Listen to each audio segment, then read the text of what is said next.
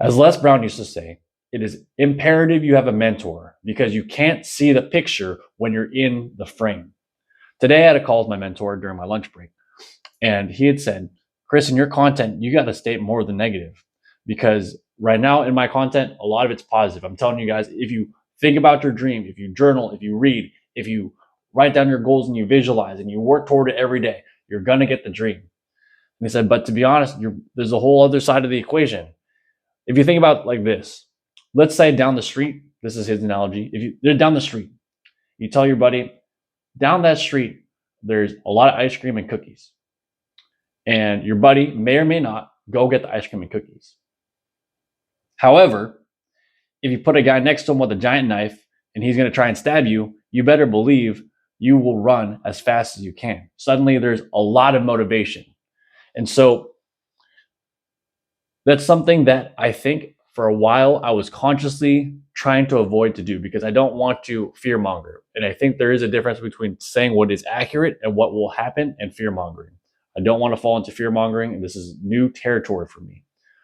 And part of that is I want to adjust it in my own persona because I've also been watching other videos where they're saying, look, your friends who are always agreeing with you, those guys are actually assholes.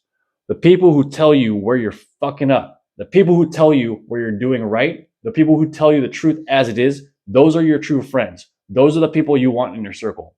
And if that means that's a person of value, that's who I want to become. I want to become more valuable to the people around me. So whether that means I state the negative a little bit more often, whether that means I have to be a little bit more honest with people, I think I have to work on I'm going to have to work on my delivery. This is new territory. But my philosophy prior to this was simply, that's your philosophy. I'm going to have my philosophy. And I think in fighting it works because if their philosophy sucks, they're going to lose matches. I will win matches. And even if I give them advice and they don't take it and they get kicked in the face, well, I gave you advice. And so with my friends outside, though, I wouldn't do that. I wouldn't even offer them advice. I'd just say, that's interesting. And I don't offer advice that often. And so personally, I think maybe the next few steps, the next level thing I have to do to help out and be more valuable to the people around me, to the people in my circle, is state things more honestly from both a positive side. So if they're doing great things, let them know that they're doing a good job. And if I see them messing up,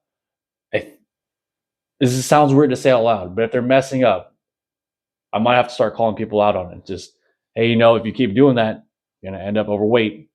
This is your 5th night you've had dessert in a row. You sure you want to have the dessert? This stuff's gonna be new for me. And it's interesting because I know inherently that I've heard from other philosophers, other people who are in kind of this personal development space, that your friends who tell you where you're messing up are your best friends. Those are the people you want around you because those people dislike the things that are keeping you down and like the things that are continuously building you up. So this is more of just an announcement and a documentation that I'm going to be trying to level up my value to other people by calling out both the positive and the negative, not just celebrating the positive when people have it. If people are doing the negative, maybe people will dislike me a little bit more. That's all right. I'd rather be valuable to the people who are on the path than around, I guess, or being okay or well-liked around people who don't want to move forward. So that doesn't mean I'm cutting anyone out.